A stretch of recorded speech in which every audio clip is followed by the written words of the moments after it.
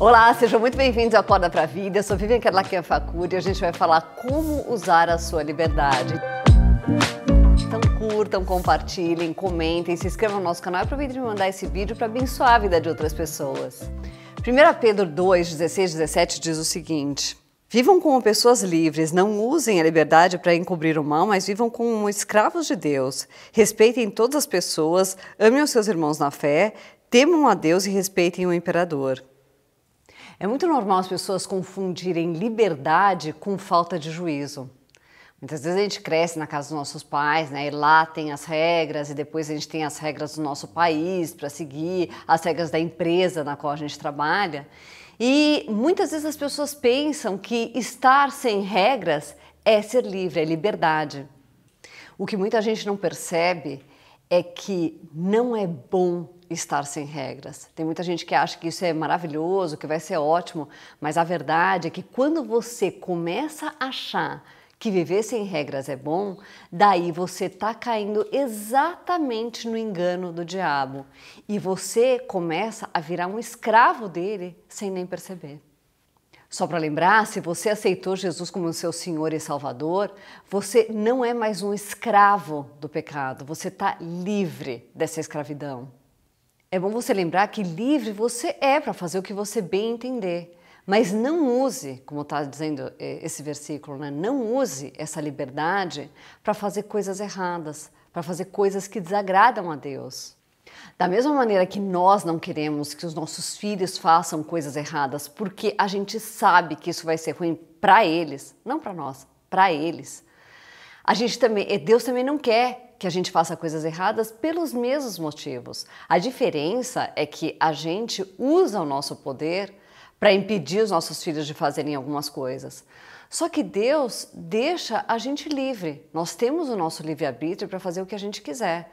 A gente vai impedindo até uma determinada idade os filhos. Mas Deus dá o livre-arbítrio. Ele deixa a gente fazer o que a gente quiser. Senão nós seríamos só bonequinhos dele, né? Só nós seríamos robôs. Mas sabe por que a gente faz coisa errada? Sabe por que a gente peca?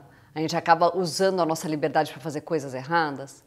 Bom, acho que por dois principais motivos. O primeiro deles é porque a gente não sabe o que tem que fazer. É por falta de conhecimento. E tá aí um dos motivos pelos quais a gente precisa estudar a Bíblia. Porque como é que você vai saber como funciona uma coisa se você não lê o manual de instruções? A Bíblia é o nosso manual de instruções e a gente deve estar sempre lendo, a gente deve estar sempre estudando. Então é muito importante que você faça isso. Esse é um dos motivos. Em segundo, porque tem sempre um espírito maligno de sabichão lá no fundo do nosso coração que pensa, eu posso fazer as coisas que Deus falou para não fazer e eu vou me dar bem mesmo assim.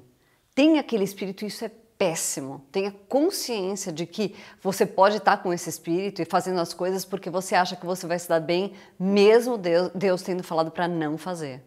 A história de Davi é linda. E ela é uma história que mostra um homem que foi considerado pelo próprio Deus como um homem com o coração de acordo com ele.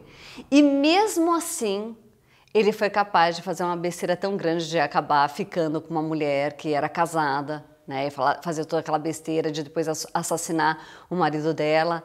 Então, se Davi, que é um dos principais personagens da Bíblia, que era um homem tão voltado a Deus, caiu nisso, imagina nós. Então você tem que estar sempre muito esperto com o que tem no teu coração, sempre muito esperto de não achar que você é super sabichão, que tudo bem você fazer as coisas, porque no fim ele acabou pagando caríssimo por isso. E é assim mesmo, né? O pecado ele traz consequências sérias e é por isso que Deus não quer que a gente peque.